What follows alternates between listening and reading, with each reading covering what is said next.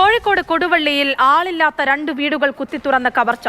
ദേശീയപാതയോരത്ത് മണ്ണിൽക്കടവിലാണ് തൊട്ടടുത്തുള്ള 2 വീടുകളിൽ ഒരേ ദിവസം കവർച്ച നടന്നത്.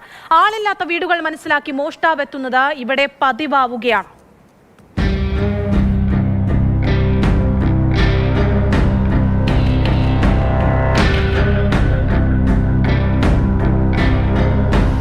കോഴിക്കോട് കൊടുവള്ളിയിലെ OT ഗഫൂറിന്റെയും OT നുഷൂറിന്റെയും വീടുകളിലാണ് കവർച്ച നടന്നത്.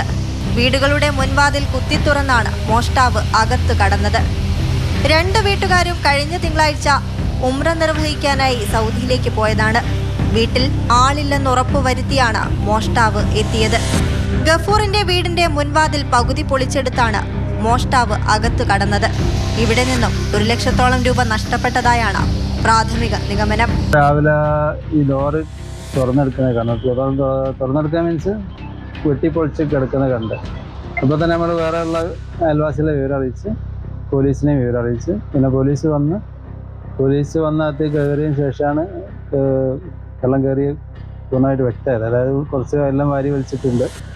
പിന്നെ അളിമാറികളൊക്കെ തുറന്നിട്ടതാണ്.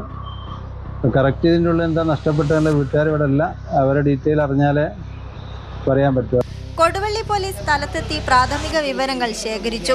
2 മാസം മുമ്പ് കൊടുവള്ളി കേച്ചേരിമുക്കിലെ വീട്ടിൽ നിന്ന് 35 പവനും തൊട്ടടുത്ത ദിവസം കൊടുവള്ളി മോഡേൺ ബസാറിലെ വീട്ടിൽ നിന്ന് സ്വർണവും പണവും ഇത്തരത്തിൽ അപഹരിച്ചിരുന്നു. ഇതിലാരെയും ഇതുവരെ പിടികൂടാൻ സാധിച്ചിട്ടില്ല. ഇതിനു പിന്നാലെയാണ് തൊട്ടടുത്ത പ്രദേശത്ത് ഒരേ ദിവസം 2 വീട്ടിൽ കവർച്ച നടന്നിട്ടുള്ളത്.